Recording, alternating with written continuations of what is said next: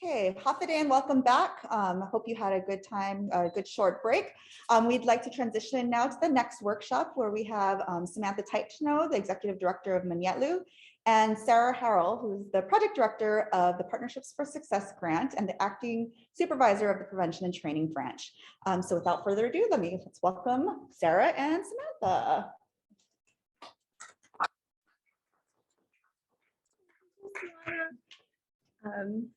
Let's just go ahead and that's the one on top first. Thank you, Daniel. We have our technical support here. He's not on the camera, but he's making it happen for us. This presentation actually was something that we shared at the National Prevention Network Conference just August of this year. And we're so excited to be sharing it to you guys here in Guam. And the title is Thriving in a Pandemic, Guam's PFS's two-pronged approach to continue offering prevention services to its at-risk youth population.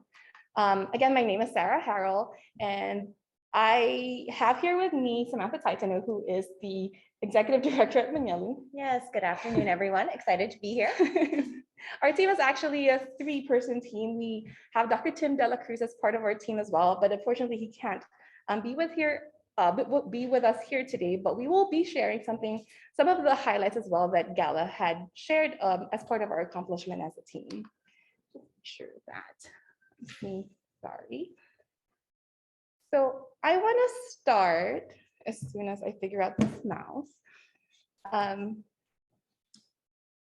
want to start by giving a brief background about the PFS program. And as mentioned, I personally represent the Guam Beaver Health and Wellness Center's Prevention and Training Branch, where the 5-step strategic prevention framework runs in every aspect of our initiatives. So in 2013, our department hosted the very first gathering of Pacific Islanders, like this one that you're part of right now, but in person, as you would see on the screen, where about 300 community members from all walks of life participated in a discussion of Guam's strengths and challenges, and also the threats and opportunities that we all face.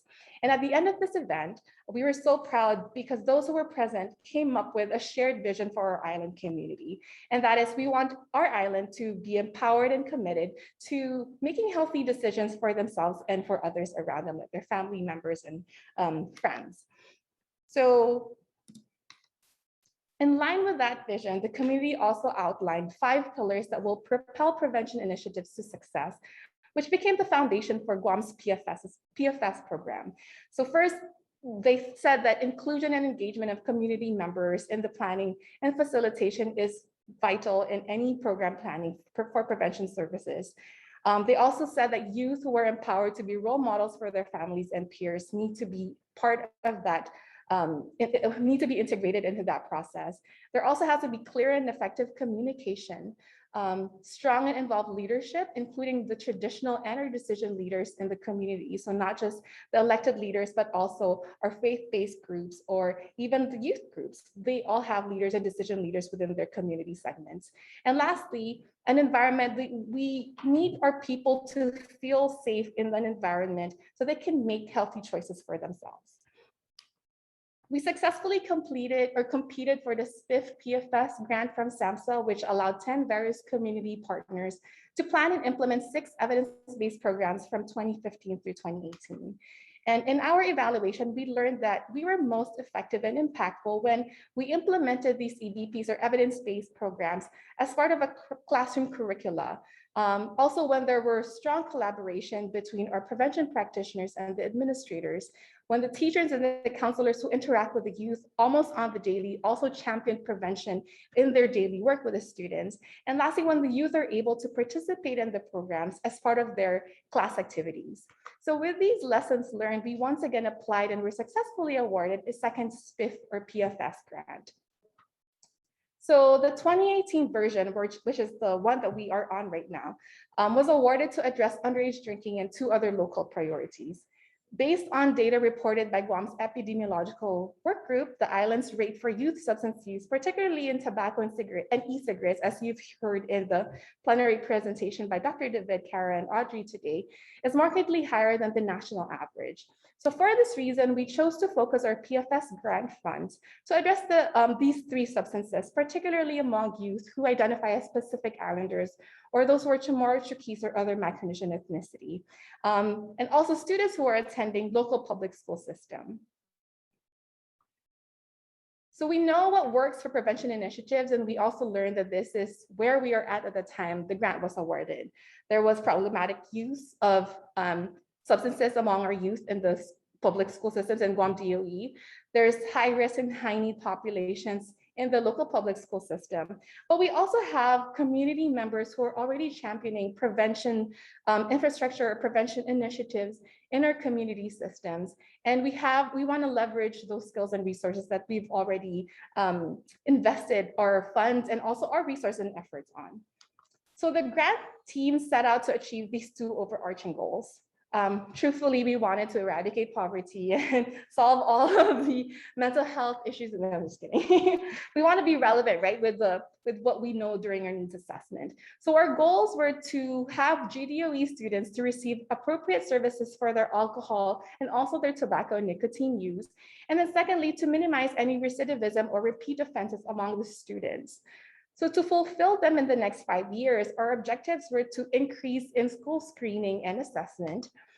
We also learned that we need to increase Guam Department of Education's capacity in education, brief intervention, and referral to treatment or cessation of using any of these substances.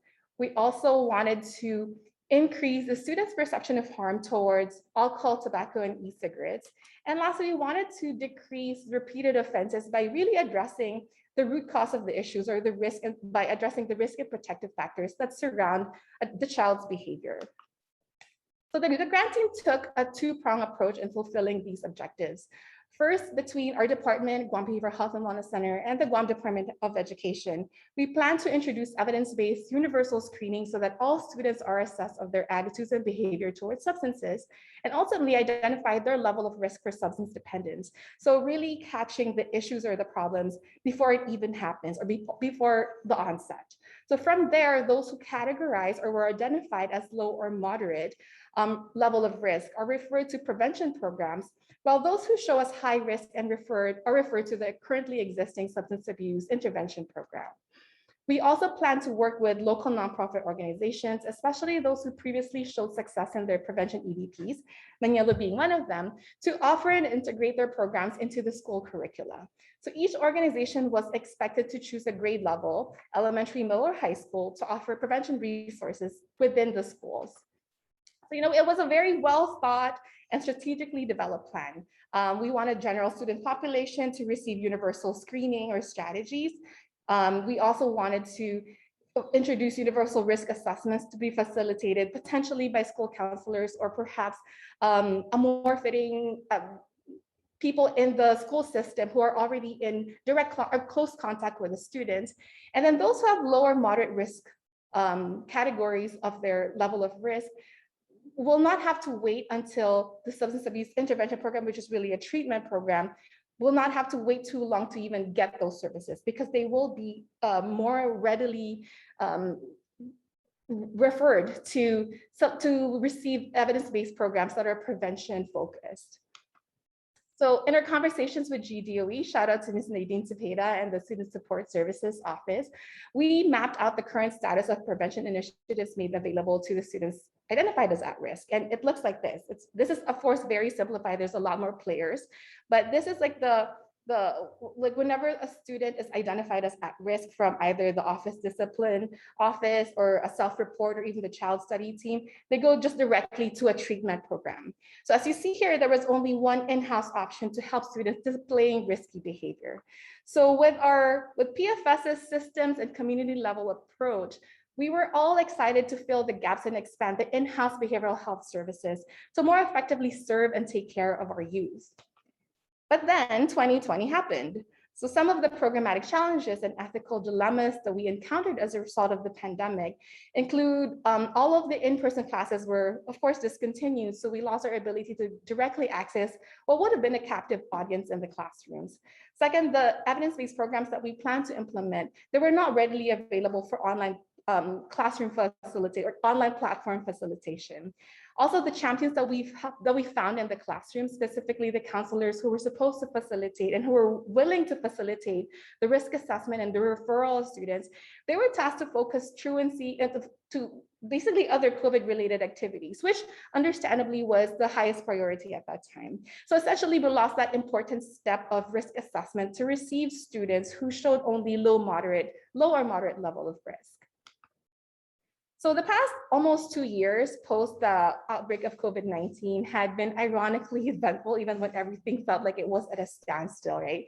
And in experiencing that, we've learned to thrive despite the challenges. So I'd like to pass the speaker role to my colleague here, Ms. Samantha, who's one of our community partners for PFS, who really were in the grassroots, like they're really like the hands and the heart of this program. They worked with administrators and the counselors in making sure that they're still able to provide prevention strategies to the young students, especially at a time when their needs are even heightened. So let me just figure out how to put up Sam's PowerPoint presentation. Yes, and thank you so much, Sarah, for that wonderful introduction about Partnerships for Success. Hafade Rananim Kansaleli, Ali Lemwo, Mogathin. Good afternoon, everyone. I am Samantha Taitsno, and I am the Executive Director of Manyetlu. Manyetlu is a nonprofit organization, and our mission is to empower and educate youth and families facing adversity to change their lives for the better.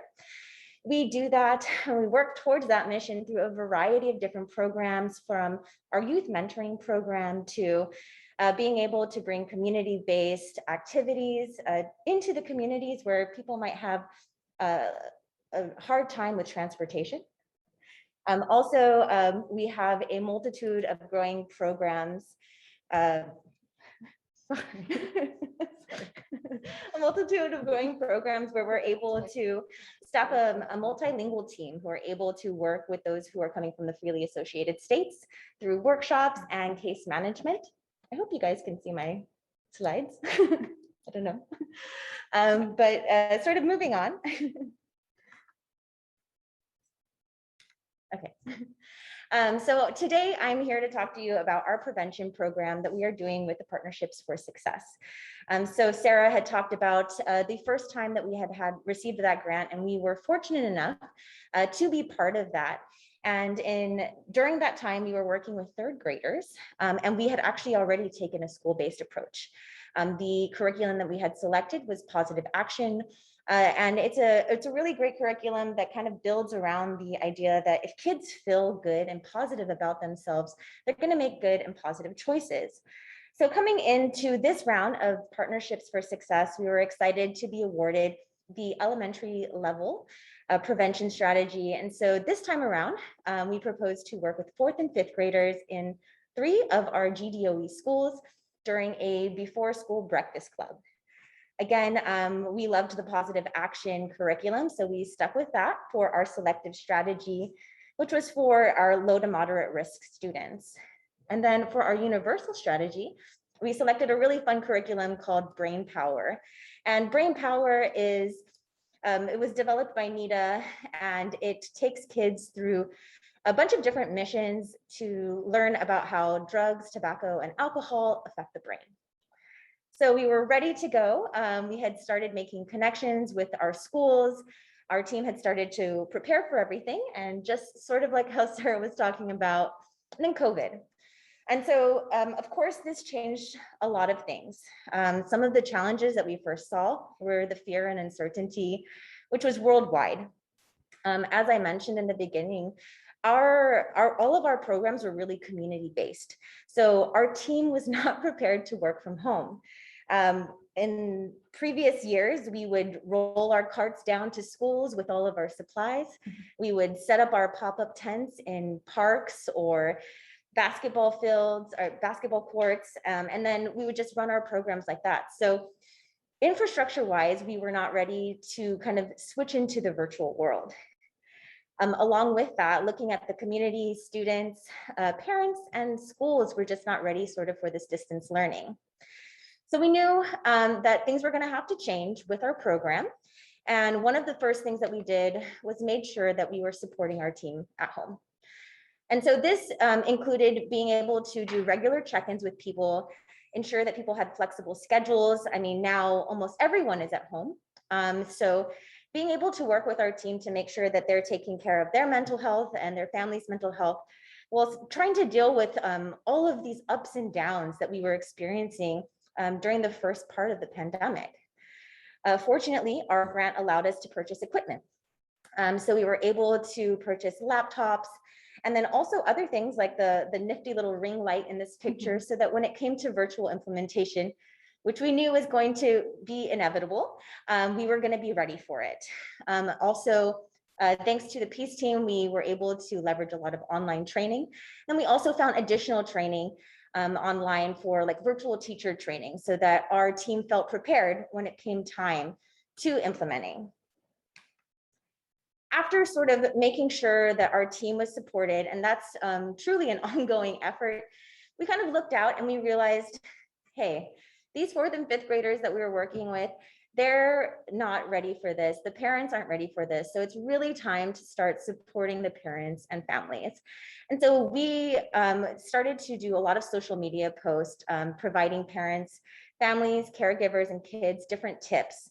So ways to support children during the pandemic, ways to talk to your kids about the coronavirus, tips to set up a productive learning space. So all of these different things that we were sort of seeing needed to start happening, and let's try to make it as easy for people to access it.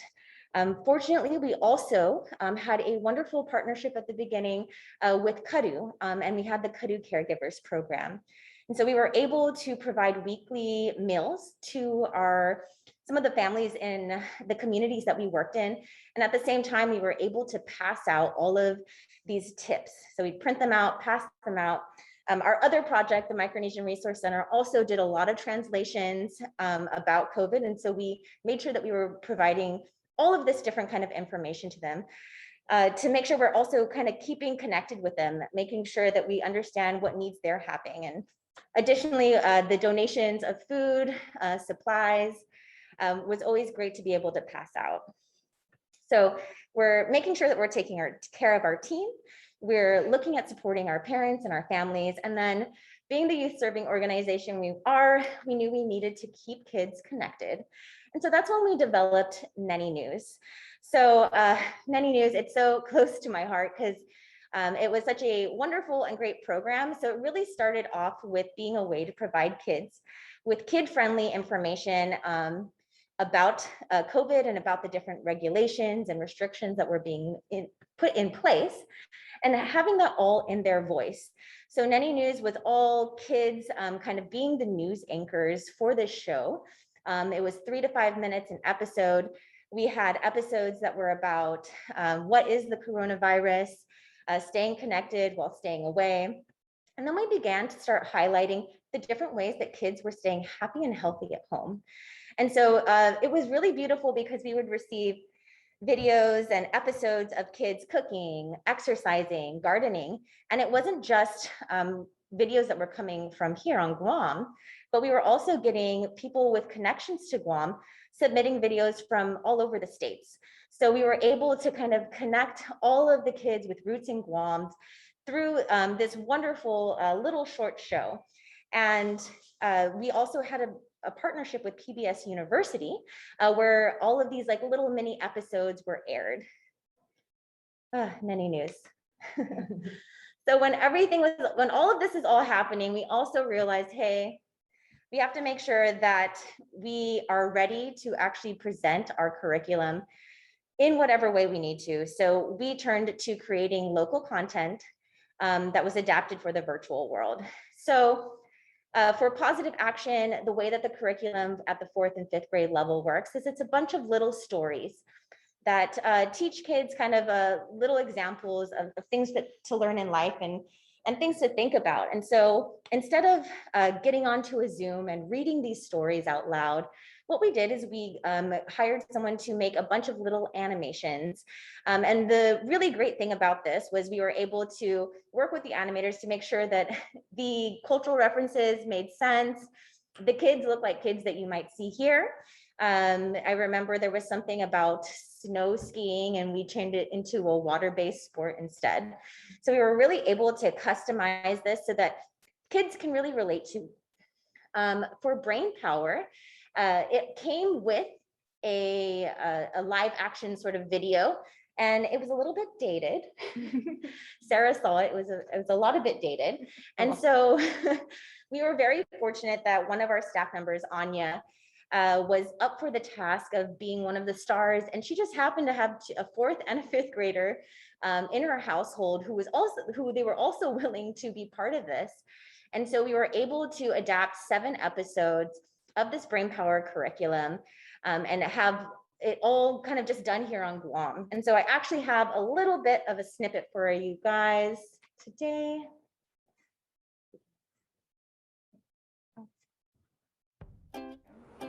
Half a day, my name is Anya. Hi, I'm Ava. And my name is Lola. Look at this. Have you ever thought about advertisements that you see about drugs in our communities? Drug advertisements? What do you mean? Like liquor, wine, and beer ads. In most of the advertisements, people look so cool and happy. Yeah, whenever my mom takes me to the store, the wall is covered with beer and cigarette ads. You're right. There are legal and illegal drugs. Can you give me examples of legal drugs? The medicine we take when we're sick. Yes, and that should only be given to you by a trusted adult. How about coffee? Yes, coffee contains caffeine, and caffeine is a stimulant. How about beer, cigarette, and vaping? Yes, and those are legal only for adults who are 21 and older. In school, we learned that alcohol is bad for you. It kills brain cells if you drink too much. Correct. Now, what are examples of illegal drugs? I hear people talking about meth, whatever that is. Meth is one of the most dangerous drugs here on Guam. And going back to prescription drugs, if you take prescription drugs that are not prescribed to you, that is illegal too. We know that drugs are bad for you, but why do people still use them? Good question, Lola. That brings us to today's mission. Today's mission, we are going to find out exactly why. Okay, so that's just a little snippet of our Brain Power curriculum that we did all throughout the beginning of the pandemic. We had 2 of us in Anya's house with our masks on, trying to film this. It was very grassroots, I guess you could say. We have created all of this local content. We're trying to respond to our team's needs. We're trying to respond to parents' needs. We're trying to keep kids connected. Now it's starting to get time for us to actually implement. And so at the end of last school year, schools opened back up, and we were fortunate enough to be able to start presenting our curriculum in school at our breakfast club in one of our schools. So we did that at the end of last school year. We did that during summer school, and then we also did that, or we're doing it now. We're finally being able to be back in the schools now, so that's very exciting. But we also knew that we really needed to be able to provide options because some kids are still kind of in that virtual world. So we did have a virtual summer program. And we also did in-person community classes during the summer as well. And kind of part of us continuing to adapt to everything is we have an exciting new thing that's coming out. And actually this is launching tomorrow. So October 1st, check our social media. We have just created a self-paced program on a learning platform for kids to do online. And so we're really, really excited to sort of be expanding our reach with this. For October, for Red Ribbon Month, we will have lots of incentives for 4th and 5th graders who complete the program. And so it's using those different videos that you saw, using some of the assessments and activities. So we're really, really excited. And this is just sort of part of us continuing to adapt to the changing world. And this kind of came about when schools were closed down, and we were like, oh, we need to find another way to be able to reach people and to provide this really great information. So throughout everything, I want to say we did really great at being resilient and adapting our programs. And some of the lessons that we learned is really see change as an exciting opportunity. Change can be very scary. I mean, COVID was scary, but we throughout everything and all of the changes that we've made and all of the content that we've created, we have things that we can take with us beyond this grant period. So when this grant ends, we don't have to stop our prevention efforts because we've created animations that will be able to help us as we're implementing positive action. We've created brain power episodes that are localized. We have a learning platform now where we can point kids to for self-paced. So there's a lot of excitement that can happen and a lot of opportunity that can happen when you start to make those changes. Also, you also have to always listen to your team and listen to the community needs. So all of these things that we did, it was based on what we were seeing in the community and what the team was sort of seeing as those needs that we could be able to fill. Also make it easy to access. So we have all of these different options on how kids can learn from us, because when things are stressful, if it's hard to access information, sometimes you're just going to be like, oh, I don't even want to deal with, I don't even want to deal with it. So if you make it easy to access, people are more likely to take advantage of these great opportunities. And lastly, laugh it off and try again. Not everything we've done has worked. Not every social media post was a hit, but we've been resilient through it all. And if it kind of flops, we just pick it back up and make the adjustments and try again. So that is it for our Manyetlu presentation, and I'll hand it back over to Sarah. Thank you, Sam.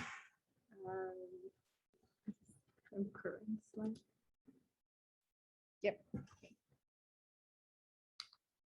So we mentioned that Dr. Tim Dela Cruz and also his team from Gala is actually one of the other PFS community partner, and unfortunately he won't be able to join us today, but I wanted to also come just give some highlights of what they've accomplished in the past 18 months, because I think that's like so valuable. So Gala chose a SAMHSA recognized evidence-based program called Storytelling for Empowerment, and their target audiences for this particular grant period are high school students. Gala was actually the inspiration for the second round for PFS because they demonstrated in the first round of PFS in 2013 to 2018 how much more effective and impactful prevention programs could be if it's offered in the classroom when students feel safe and supported by their mentors and their peers. So however, because of the pandemic, some of the barriers that they experience are what's listed on the screen. They had a reduction of key personnel because they had a program manager who's really the person who's handling the PFS program. She had to resign because she had to stay home because her kids are at home. And it was hard for Gala to find a replacement for her at that time because everybody was also stuck at being at home, homeschooling the kids, and they couldn't find a full-time person to replace that program manager. There were challenges convening stakeholders, again, because integral to the implementation of the program is being in the classroom and having a space where it's already captive audience. They also had a lack of assessment step, which at that time gave them a little bit of like ethical dilemmas because they were seeing that there were some students who need more than prevention programs. They need more treatment or more intervention, which clearly Gala is not able to do at that time. There's been a shift from community to virtual space. So aside from the fact that they have to learn how to navigate the virtual space, there were also challenges in recruiting students who have the time or have the resources to shift to a virtual platform. Some of the program modifications that they did is that they shifted to, and it's something so mundane, right? Like they just shifted to somebody who's contractual. They became flexible of what they can offer their staff. That way they can find somebody who can commit to Gala without sacrificing the time that they need to be at home. They also leveraged the peer specialists or the peer educators that they have within their team, and even the interns who was willing to, collect hours or accumulate hours for their school while also being able to push forward the initiatives that Gala had put on. They also focused the time during the lockdown on planning and capacity building. So they took a step back and they really looked at their action plan. They took a look at what works and what may not work or what they may need to remove and what they could still move forward with. Virtual learning platform and social media is something that they had to relearn. I know for a lot of us, we thought we knew social media until the pandemic hit. There's a lot more that we can learn about it. So they took the time to do that. Build a network of peer educators and not just reaching the peer educators educators themselves, but also their network of family and friends that they may not be physically able to meet, but they can connect to through social media platforms like, I know TikTok was growing during that time, or Instagram or Twitter. Also, their project activities reflected COVID restrictions. And that was important because that was what was top of mind for our community members. They didn't have the mental capacity to talk about underage drinking or substance use because they're worried, did I contract the disease, or what is even the novel coronavirus? So it was so important that in their messaging, they become relevant and they reach out to what is necessary for them to get the attention of their audiences. And lastly, they incorporated COVID awareness with substance use prevention initiatives. There is a way to connect that, and it wasn't one information or the other that the audience have to choose. They found a way to be able to integrate those messages so that it still made sense for the people that they're reaching. So these are some examples of what they've done on social media. And this is something also that I wanted to highlight what Gala did. They didn't need to start from zero. There's a lot of resources out there from SAMHSA, from NIDA, like what Sam got from the Brain Power curriculum. There's a lot of free resources out there. We just need to know where to look or be creative in how to adapt that to our local community.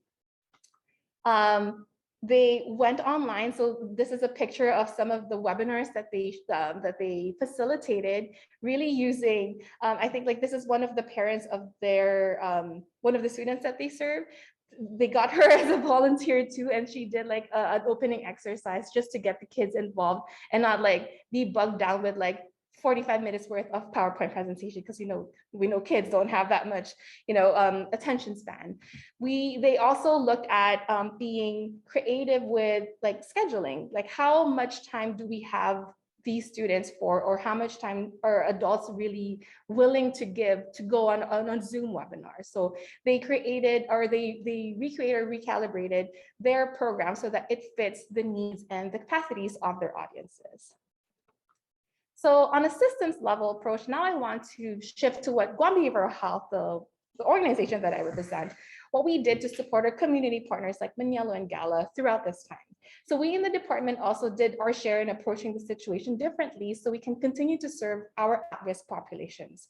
First, we recognized that students were at home and spending much more time with their families, and their parents, the elders that they live with, their older siblings even, they're starting to feel disconnected and burnt out in trying to juggle the multiple roles that they play in their families and for work or even for their school. So we started hosting a monthly web series called The Lunch Hour with Peace, and it's an hour-long talk show that highlighted available prevention resources and offered check-ins with adults through Zoom.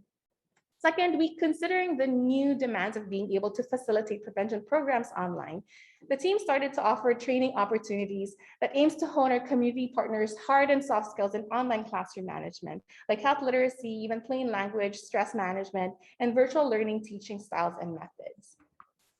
Third, our partners continue to take in students despite the lack of screening for their risk level, like I mentioned earlier about Gala.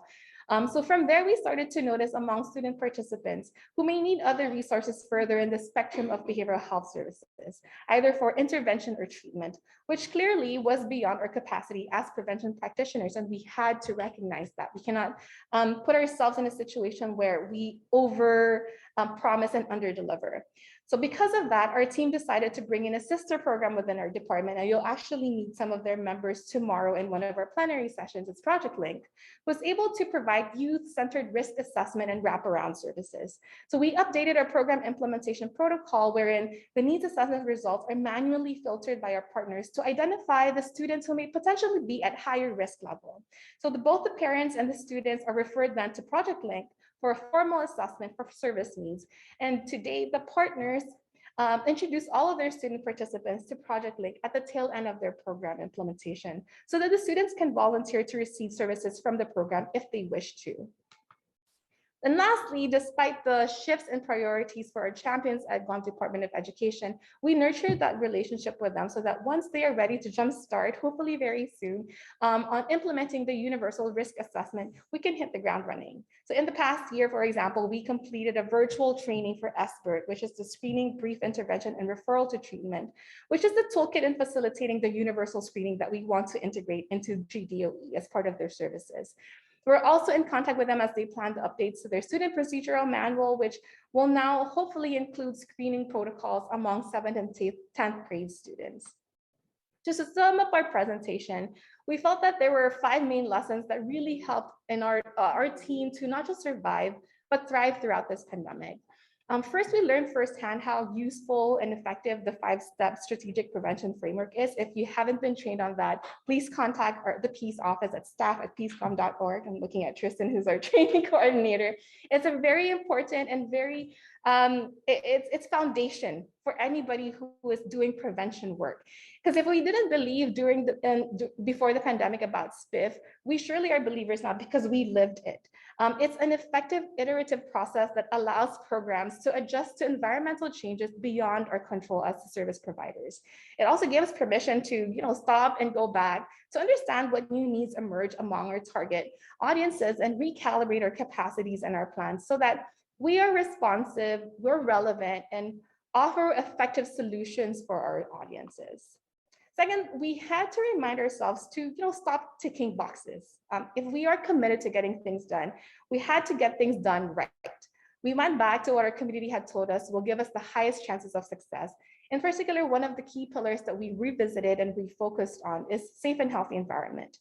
We took the time to establish this for our audience, checking in and resharing resources for behavioral health services, providing platforms where individuals can share about their experiences and interact with others who are going through the same things.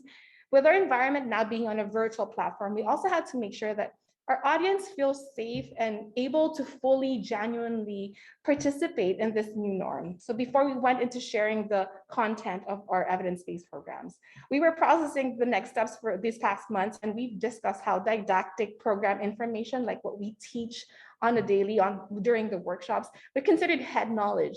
By going back to basics, what we really mean here is that our audience's feelings and the mindset that they have when we are in front of them, even if it feels virtually, that's their heart knowledge, and that's just as important in their learning process. And it deserves our time and our focus.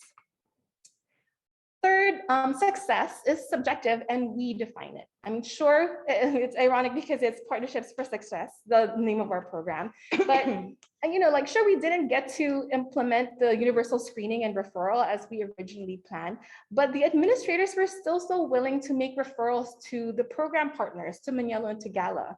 That's an indicator of our success. And sure, we didn't get to implement classroom strategies as part of the health subjects or homeroom classrooms, but the students are still willing to sign up and make time for virtual versions of the programs offered by our partners, even if it's outside of their classroom time. And I think that's another indicator of our success. Our lead evaluator, Dr. Samara, and our lead epidemiologist, you met her today, Dr. Annette David, reminded the team constantly in the past 18 months that the pandemic has caused so many shifts in our environment and the needs of our audiences and a lot more. So we needed to stop as service providers, we needed to stop beating ourselves up because we aren't reaching our previously defined milestones.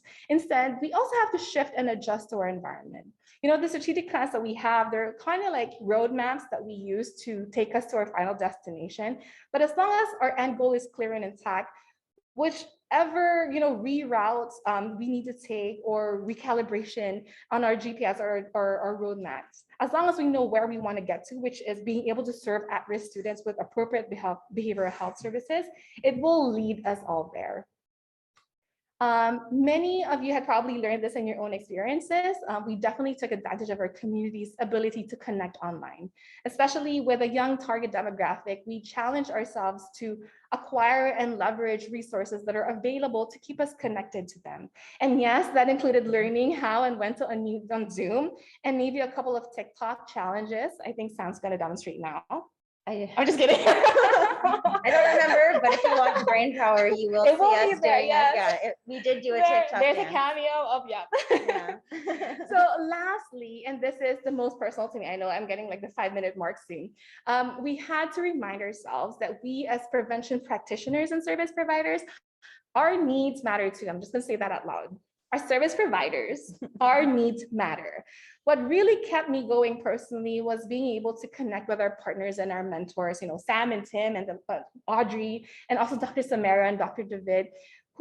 we met more frequently over Zoom, not just to check in on our work progress, but really just to check in on each other. I didn't feel so miserable and alone, thinking that I was like the most horrible project director because nothing was moving. They had to remind me that nothing else is moving, but here are your milestones that you're reaching, you're just not seeing it. It really kept me going. It really prevented me from burning out. So thank you, Sam. So we all agree that the past 18 months had been a very tough time to be in as prevention practitioners. I'm pretty sure that I'm getting some agreeing or nods with you at home. But I was very grateful to have this team to constantly remind me that we remind each other that it's okay to step back and to take care of our personal needs as well.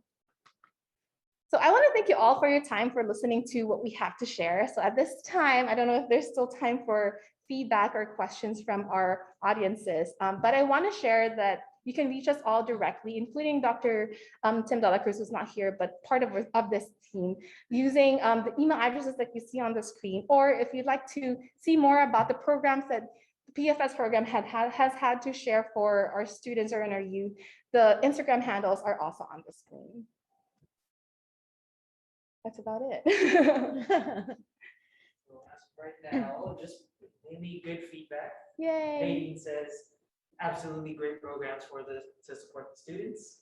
McKellen says, amen, so I think she agrees with you. She says, self-care, it isn't selfish. Definitely, yes.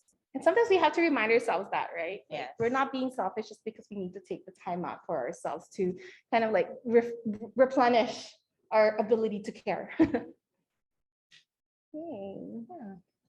So I think Christiana's getting ready to give us the hug. Like, what are we doing? Do you want to join us in the Yeah, middle like, like earlier? So this is the awkward space Yeah. where we're not really sure how to transition, but I want to thank Sam and Sarah for sharing their PFS journey, and even Dr. Tim, who's unfortunately not here with us today. We're going to take a quick break and transition to some yoga with Livia Marathi of Eno Wellness Collective. So I hope you guys will all join us so that we can rejuvenate ourselves before the end of the day. And if you aren't joining us for that last session, we hope to see you tomorrow morning. Thank you very much, and we'll see you in a little bit. Everyone. Thank you.